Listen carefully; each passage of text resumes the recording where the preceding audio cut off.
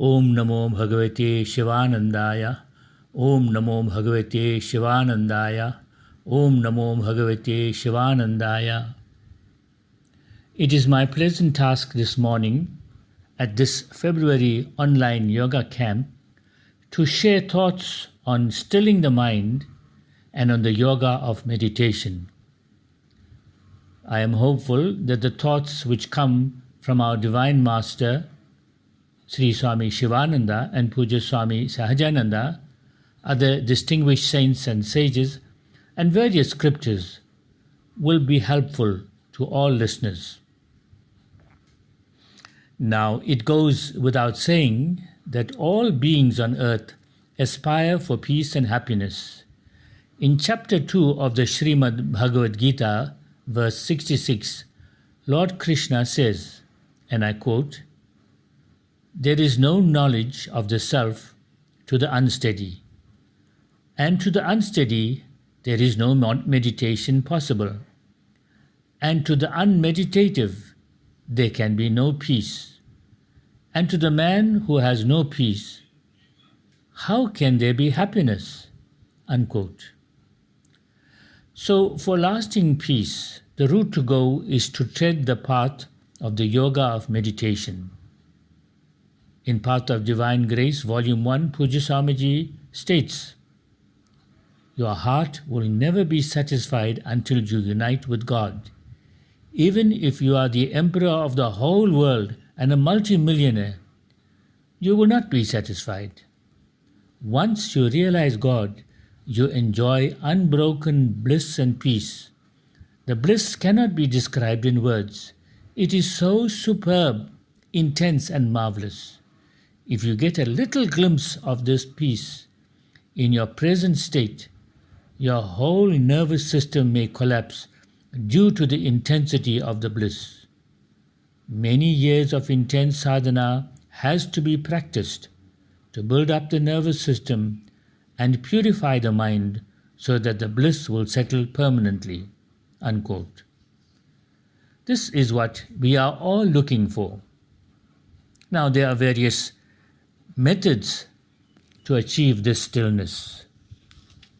For the purpose of this presentation, we shall concentrate on the methods recommended by our Divine Master and Puja Swamiji. 1. Kirtan and repetition of the Divine Name. Needless to say, to experience stillness of mind and to meditate cannot take place overnight. It is an arduous and painstaking process of several lifetimes. But we need to make a small start immediately. In the beginning, the mind will manufacture all sorts of itches and pains. Every ache and every pain is magnified because the mind is diverted there. And gradually, as we go within, the mind quietens down. Puja Swamiji states, "You will notice, if you close your eyes and if you try to still the mind, two things are happening. One, that images are coming into the mind, and secondly, you are talking in the mind, or you are hearing conversations, sounds, and images. So to get rid of both and to quieten the mind, we put in a different image and we put in a different sound. That is why we are asked to meditate on the form of the deity and to repeat the mantra of the deity. One of the most effective methods in this Kali Yuga, sages tell us, to quieten the mind is the repetition of the Divine Name. The sages affirm, and I quote, "The name of the Lord has very great powers. It bestows immortality. Through its power, you can have direct vision of the Lord.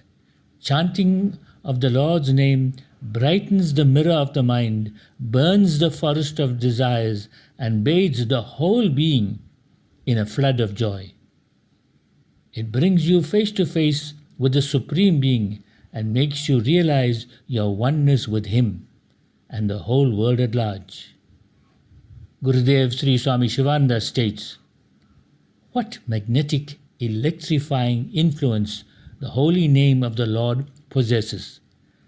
Feel it, my dear friends, by chanting it and rolling the beads. That day spent without the remembrance of the holy name is indeed a mere waste, unquote. Pujya Swamiji advises,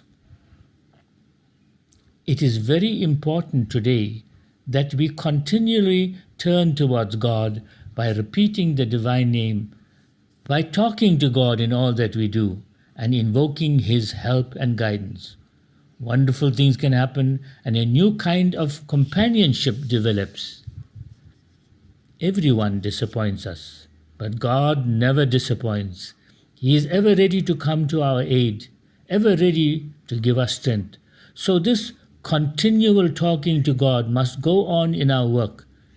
We should ask God for help in the important things and in the unimportant things, and God will give us that strength, unquote. Point 2, transformation. As you know, spirituality means growing into the form of the divine ideal. It is the transformation of our nature from the human to the divine. We can hope to achieve perfection only when we effect this transformation. It is purification and change of heart alone that makes stillness of mind, concentration, and meditation possible. To grow in purity, we must destroy entirely the asuric nature of our side. Never imagine for a moment that we are anywhere near the goal unless and until we strive with earnestness and diligence to rid ourselves of evil tendencies and get established in pure sattvic ethical character. Our Divine Master says, remember this point clearly, constantly reflect upon this, meditate upon this, know what true spirituality is, fully realize the importance of becoming a changed man ethically and morally before you can claim to be a sadhak. For transformation to take place, then we must conquer the mind. In Volume 2 of Science of Yoga, our Master states, a Hindu proverb says, conquest of the mind is the greatest victory. If you have conquered it, you have conquered the whole world. In Path of Divine Grace, Pujya Swamiji states, I've learnt one thing from running the ashram for so many years, that the only person in the world that I can change is myself. At least I have some control of myself, unquote. So this transformation is not for others, it is only for ourselves. Only when we have purified the heart, silenced the mind, stilled the bubbling thoughts and the surging emotions, withdrawn the outgoing senses, thinned out the desires, can we behold the glorious Atman during deep meditation. Again, Lord Krishna states in the Bhagavad Gita, and I quote, little by little, let him attain to quietude by the intellect held firmly.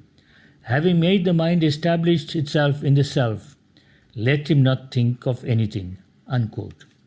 So clearly, in order to attain stillness of mind, one must eradicate all vices. In the book Sadhana, our Master states, meditate regularly on your ideal. Strive to live in it. Weed out the vices. Scrutinize your character. Meditate. You will grow and you will behold now the majesty and the glory of the Supreme Self, the Indweller. Surrender. Allow me now to take up the point of surrender and the vital role it plays in stilling the mind and in progress in meditation. Pujya Swamiji states, if you surrender to the Guru, you surrender to the infinite being. It is a very effective kind of surrender. Sri Aurobindo in the book Dictionary of Sri Aurobindo's Yoga states, and I quote, "Surrender is the main power of the yoga. A complete surrender is not possible in the beginning. In fact, it takes time. Yet, it is only when the surrender is complete that the full flood of the sadhana is possible." Unquote. Pujya Swamiji explains this point and says that one must trust and have confidence in the divine in order to achieve stillness of mind, meditation, and then to experience the stupendous peace of God. In his dictionary, Sri Aurobindo takes up this very point and says, "Essence of surrender is to accept wholeheartedly the influence and guidance when the joy and peace come down, to accept them without question or cavil and let them grow. The core of inner surrender is trust and confidence in the divine. To achieve this perfect stillness of mind, no other strength or tapasya are then needed but this alone." Unquote. An important point to note is that if we wish to achieve this exalted state, then complete sincerity is a prerequisite. To open yourself on one side, says Sri Aurobindo, or in one part to the truth, and on the other side are constantly opening the gates to hostile forces, it is vain to expect that the divine grace will abide with you. You must keep the temple clean if you wish to install there the living presence. You must keep the temple clean if you wish to install there the living presence. Pujya Swamiji explains this point. It means that a certain amount of effort has to be made by ourselves. Let me give you an analogy, says Pujya Swamiji. There was a person addicted to alcohol. He gave up that habit, but unfortunately he had to pass a liquor shop every day. So when he came to the liquor shop, he used to run. That was his cooperation with God. Suppose God gave you the strength to give up liquor and you linger by the liquor shop, then the divine grace is not going to help. If we have a certain weakness, then we must stay away from it. Then the divine grace will work. At one of our yoga camps, Pujya Swamiji spoke about the new yoga of this age. It is the calling yoga. One should practice this many times a day, said Pujya Swamiji. Do not move the body, be still, keep the spine erect, and call for the divine force to enter you. Open yourself to the force. Be receptive to the force, and wait for its descent. Let these divine vibrations pour into your body and mind, bringing about much healing energy and having a transforming effect. The secret is to wait, says Pujya Swamiji. This demands concentration, one-pointed concentration. If the mind is distracted, then the power recedes and the aspirant will not get the desired help. If the mind is concentrated, it results in calmness, stillness, and bliss. Point 4. The role of the Guru. We spoke earlier about surrender to the Guru. What role does a Guru play in helping to still the mind and in the practice of meditation? Sri Aurobindo says that the Guru sends the power in response to the earnest call of the disciple. If the disciple is not receptive, this power then goes back to the Guru. Guru can do anything. If you are a sincere disciple who practices the path of surrender and obedience, says Pujya Swami Sahajananda. It would not be out of place here to narrate a personal experience which took place in the early 1980s.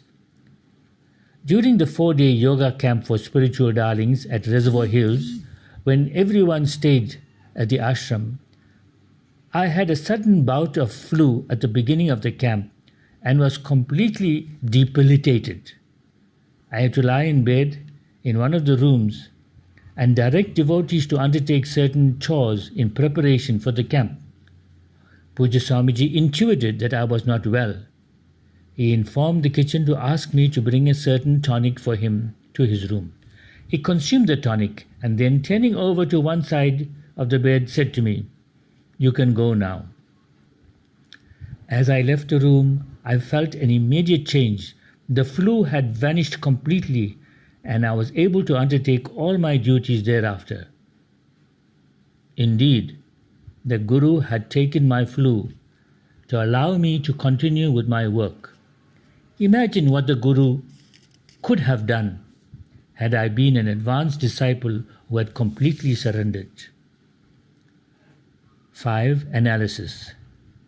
The sages warn us that for this bliss to get stabilized, we must watch the mind daily. We must analyze the mind and its thoughts, not just the gross thoughts that surface in the lake of the conscious mind, but the subtle thoughts, the subtler than the subtlest thoughts, as Pujya Swamiji states. We are told that during the course of the day, whilst we are engaged in our daily activities, we must be aware of the workings of the mind and question the motives behind them. It's all very well to watch the mind, says Pujya Swamiji. If we don't reject and throw out the forces that attack us and don't take a resolution every day, then the whole of our life is going to go on to spend in only watching the mind, which is a very dangerous kind of sadhana for many people. To achieve this mastery, then we must study the mind, we must understand its nature, its habits, its tricks, and the effective methods of bringing it under restraint. Again, Pujya Swamiji states, every day if you fail, you must make a resolution to overcome it. You must take a fresh resolution. Then the divine power will support you. Otherwise, there is no need for any support at all.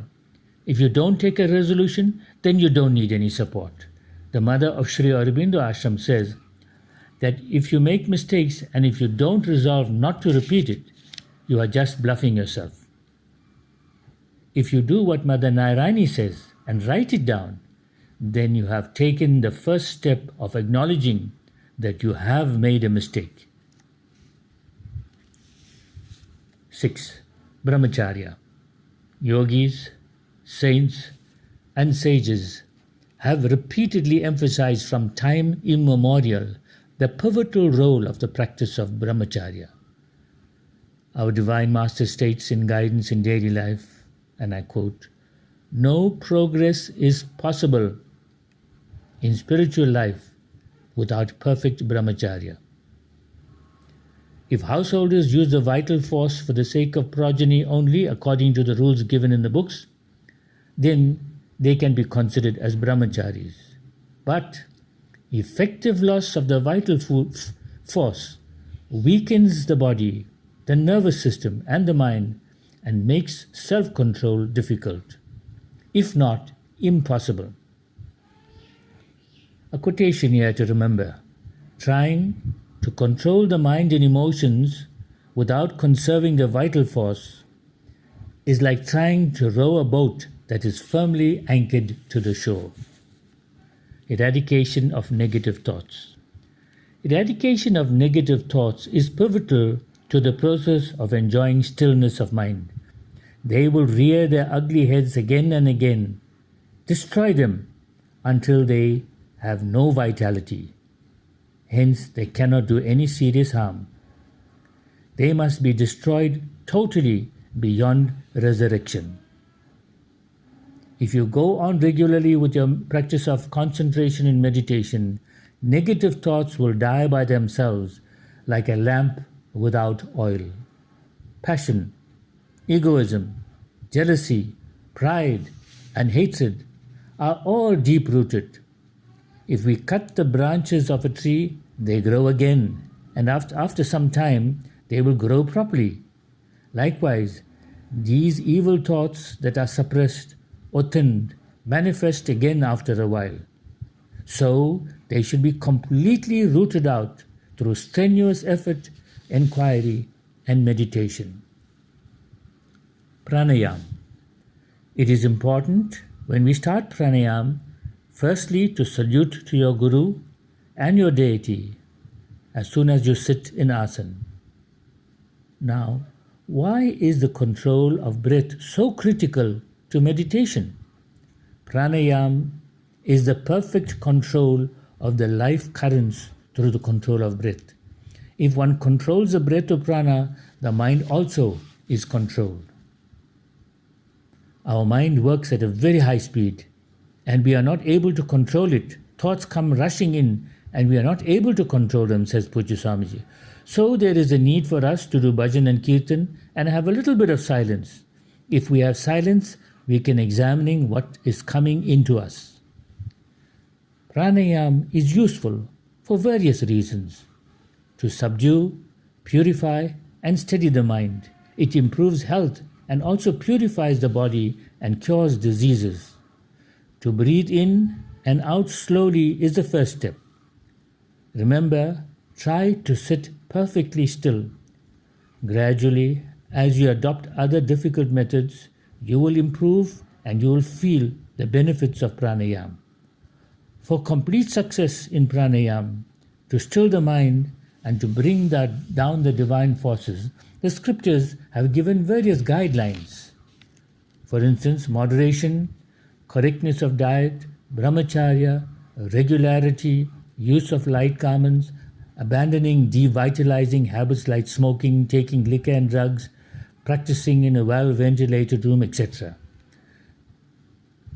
Now, the important subject of pranayama should be dealt with in a greater detail in a special presentation. Hatha Yoga. In Yoga Lessons for Children, we read that Hatha Yoga is the first step towards becoming perfect sadhakas. It gives us good control over the body. While we develop our bodies, our minds also become sharp, alert and clear. We begin to concentrate better. Gradually, all the hidden powers within us become awakened. In order to derive the maximum benefit from the practice of yoga asanas, they should be done regularly. About 15 to 20 minutes daily should be sufficient. The renowned Hatha Yogi B.K.S. Iyengar states, when the mind is still, the beauty of the self is seen reflected in it. The still waters of a lake reflect the beauty around it, and this comes from the practice of Hatha Yoga. Daily morning sadhana. If you practice your sadhana vigorously and diligently, if you are regular in your sadhana, you will attain success. Meditation will come without effort. Meditation will become habitual. All resistance will vanish.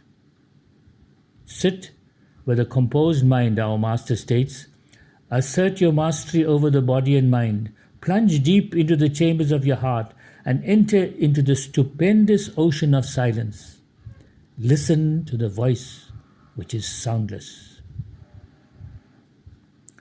Pujya Swamiji says, for peace to get established, it often takes much time. One may get it soon, without any trouble. Another may get it after much struggle. A third may get it only after many years. It took me 45 years to get some peace fixed in my mind. Nowadays, devotees want to see a change in 45 minutes or in 45 days. So kindly be patient. There's a famous verse in the scripture. It says, he whom the Atman chooses, to him the Atman reveals itself. Unquote. So we are advised to be patient and let the divine take its course. Again, in Path of Divine Grace, Pujya Swamiji advises, we must never, never, never give up our morning or evening sadhana. Whatever the difficulties are, you will have to fight. You will have to surmount it. Unquote. So try to sit for a short period in the beginning, say 5 or 10 minutes, and then increase it to half an hour. whatever is comfortable for you. During that period, you must try to still the mind as much as you possibly can. It does not matter what the mind does. Let the mind run, says Pujya Swamiji. Let it do what it wants to do. But try to keep the body still and the spine erect. At least control the physical. That is within your control. Pujya Swamiji gives the following advice when we start prayer. He says, it's good to send a thought, a prayer of peace to the whole world. Especially you should send a prayer to the people with whom you might have had some friction. It's not good to sit for meditation with rancor in your heart, with hatred in your heart. Send thoughts of love or ask God to bless that person, and then you can sit for meditation. Work is worship. The first recommended path of yoga in Divine Life Society of South Africa is the path of Karma Yoga, offered as worship to the Guru. Our Divine Master states in Bliss Divine, God's plan for man's evolution is work. Love of God and service of man is the secret of true life. The more energy you spend in elevating and serving others, the more the divine energy will flow to you. Unquote. Many seekers ask, can Karma Yoga bring about stillness of mind? We let Pujya Swamiji answer that. In his speech delivered extempore on Guru Purnima Day, that is on the 21st of July 1986, Pujya Swamiji said, and I quote, when grace descends, it will come and take away everything, immediately. In my own case, I found things would just happen. Nothing would change outside, but I'll wake up one day and find a certain part of my nature changed for good. And I have done nothing at all. All that I have done is to do Gurudev's work with all my heart. So we must offer whatever we can, whatever Gurudev has taken and given to us. Treat it as a challenge. Pujya Swamiji attained this exalted spiritual state mainly through the selfless work offered as a worship to the Lord. In Glory of Guru's Grace, page 93, Pujya Swamiji, writing in the third person, wrote, Swamiji was spending about 18 hours daily outputting the text on film. He would be reluctant even to take meals or have a sip of tea. All 9 volumes, that is the yoga lessons for children, were now output on film and the work was complete. A short while after that, about the end of May, Swamiji woke up one morning with a distinct feeling that he was a new person, that some great change was taking place in him. It took about 4.5 years for the transformation to get fairly well stabilized.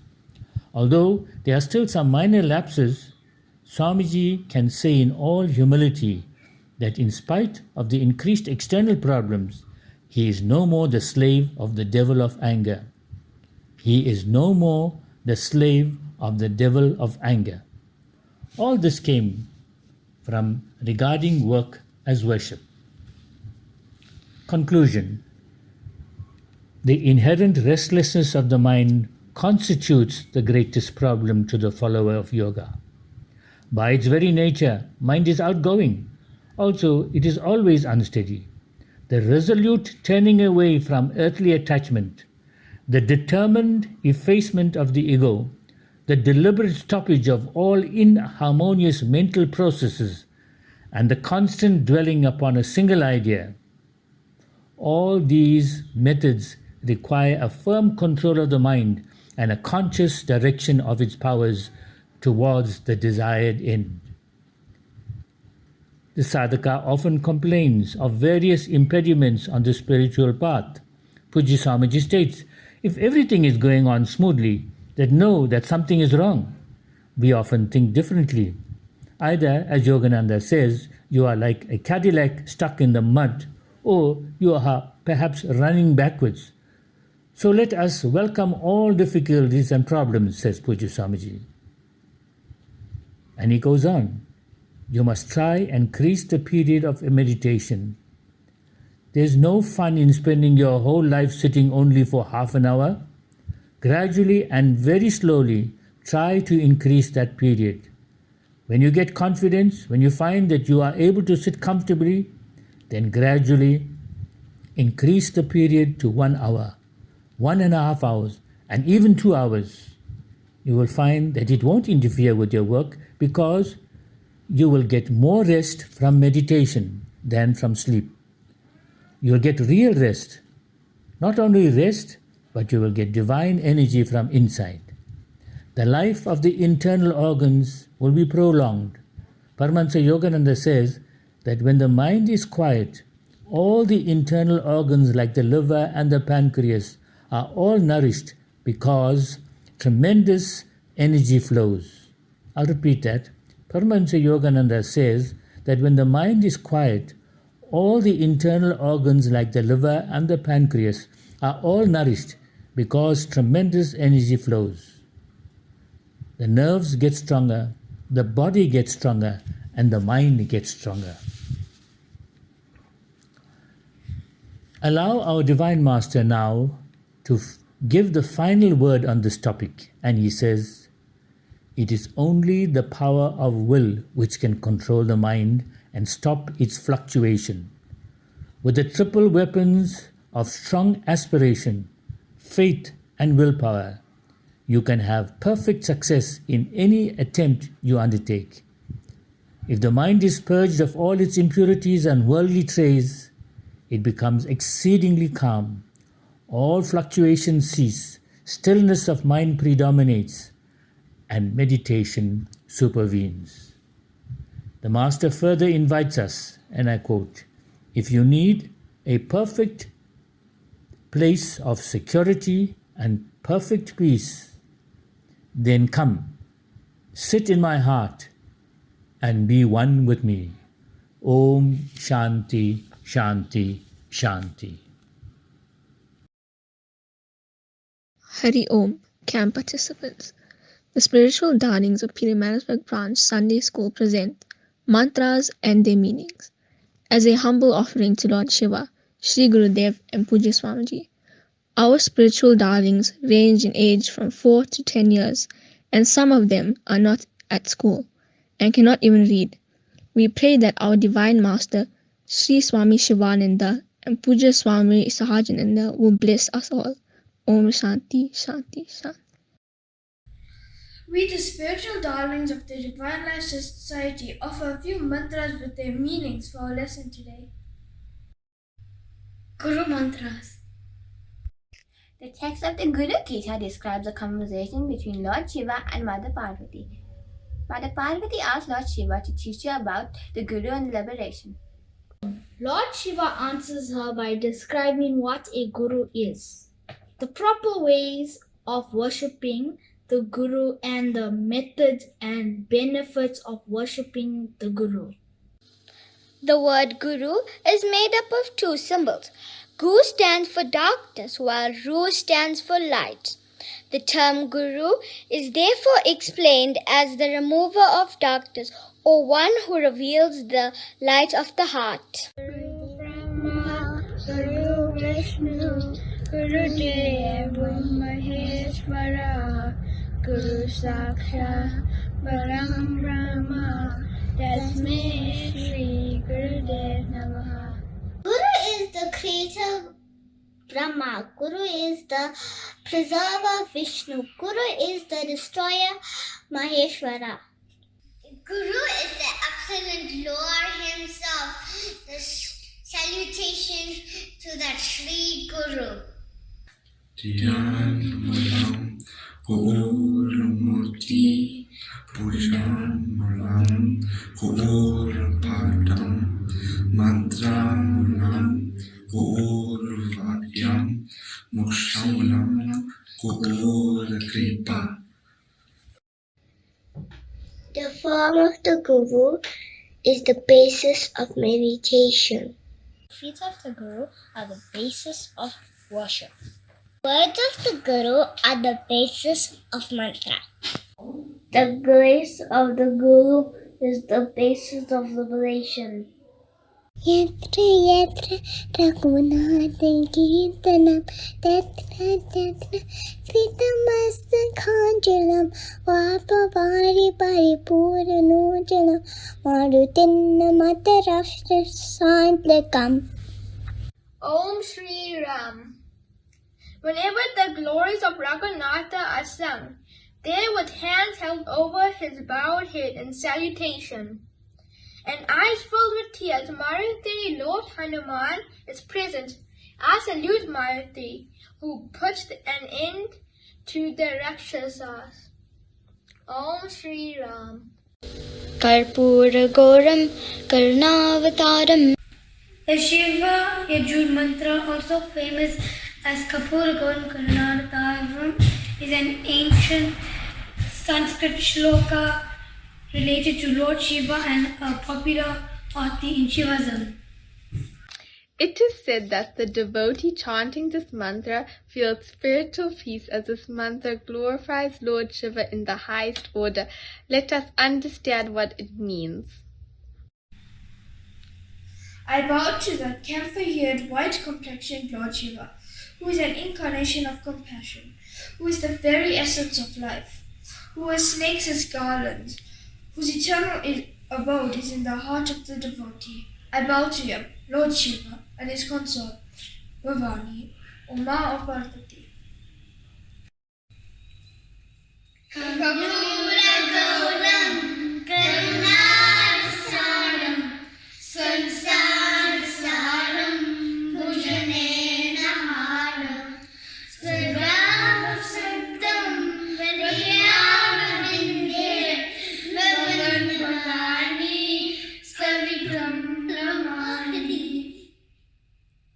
Om Sarvesham Swastir Bhavatu. Om Sarvesham Swastir Bhavatu, Sarvesham Shantir Bhavatu, Sarvesham Purnam Bhavatu, Sarvesham Mangalam Bhavatu, Sarve Bhavantu Sukhina, Sarve Santu Niramira, Sarve Bhadrani Pashyantu, Ma Kaschit Dubhavate. The meaning of this mantra is as follows. May there be specialness in all. May there be peace in all. May there be completeness in all. May there be success in all. May they be prosperous and happy. May all be free from illness. May all look to the good of others. May no one suffer from sorrow. Mantra helps us to become selfless as we are praying for the benefit of others. We should always look to the well-being of everyone.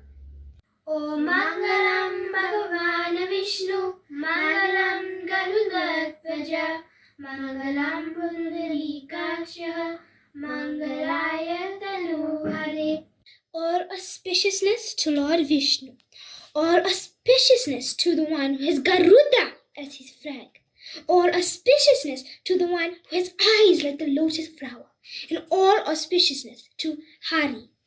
The Mahamitra Jaya Mantra.